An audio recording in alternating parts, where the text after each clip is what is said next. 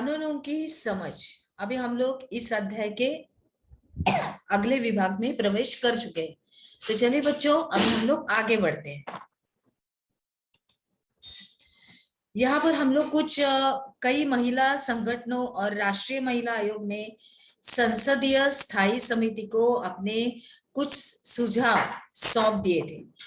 तो उसका एक चित्र हम लोग यहाँ इस विभाग में देख रहे हैं। तो संसदीय स्थायी समिति के माननीय सदस्यगण, वर्तमान विधायक को बदलना जरूरी है। तो हम घरेलू हिंसा की प्रस्तावित परिभाषा से सहमत नहीं है। मतलब ये सब कुछ उस एक जो स्थायी समिति में है, सब कुछ ये महिलाएं एक दूसरे के साथ बात कर रही है। दूसरे एक महिला बात कर रही है कि इस कानून में बच्चों की अस्थायी कस्टडी का भी इंतजाम होना चाहिए। आगे देखते हैं।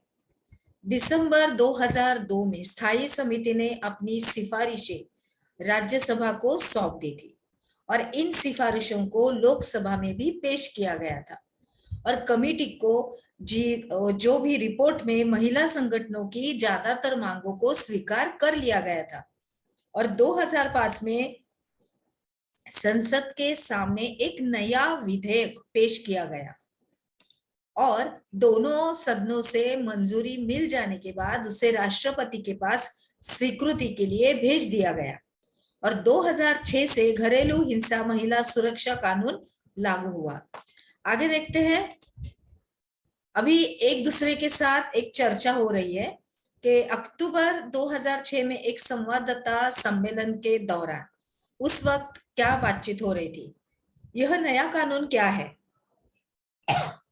यह पहला कानून है कि जिसमें महिलाओं के हिंसा मुक्त परिवार के अधिकार को मान्यता दी गई है और घरेलू हिंसा को एक व्यापक परिभाषा पेश की गई है। अभी आगे देखते हैं। यह एक दीवानी कानून है जो करोड़ों महिलाओं को राहत प्रदान करेगा और बहुत सारी पत्नियां, माओं, बेटियों और बहनों को अपने घरों में हिंसा से निजात मिलेगी। अभी संवाददाता सम्मेलन के दौरान ये सब कुछ बातचीत हो रही थी। अभी आगे देखते हैं। यह कानून एक महत्वपूर्ण कदम है और यह कानून एक साझे मकान में रहने के महिलाओं के अधिकार को मान्यता देता है। इस तरह से ये चर्चा बच्चों इनके आपस में ये कुछ संवाददाता बात कर रहे थे। उसके आगे बात कर रहे हैं वो लोग कि महिलाएं किसी भी तरह की हिंसा के खिलाफ सुरक्षा का आदेश प्राप्त कर सकती है और महिलाएं अपने इलाज और अन्य खर्चों के लिए आर्थिक सहायता प्राप्त कर सकती है। दूसरी और एक महिला बात कर रही है कि अब एक और लंबा सफर शुरू होता है और उसके बाद उसके आगे एक बुजुर्ग महिला है, वो बात कर रही है कि हाँ, हमें उस बात का ख्याल रखना है कि इस कानून में जिन बातों का वादा किया गया है उन्हें सचमुच लागू किया जाए और हमें सब तरह नजर रखनी होगी। हमें महिलाओं, पुलिस, न्यायपालिका सभी को इस कानून के बारे में शिक्षित करना होगा। आगे देखते हैं क्या हो गया फिर। उसके बाद यहाँ पर हम लोग एक चित्र भी देख रहे हैं। Equal relationships are violence free. बराबरी के रिश्ते में हिंसा से मुक्त।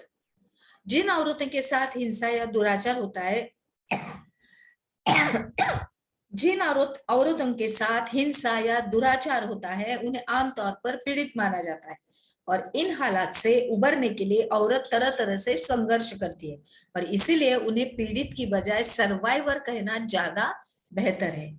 इस अंग्रेजी शब्द का अर्थ है जो बचा रहे। अभी आगे बढ़ते हैं। हमने क्या सीखा, इसके अंतर्गत आपको सर्वाइवर इस अंग्रेजी शब्द का अर्थ लिखिए। तो चलिए बच्चों, अभी हम लोग आगे बढ़ते हैं।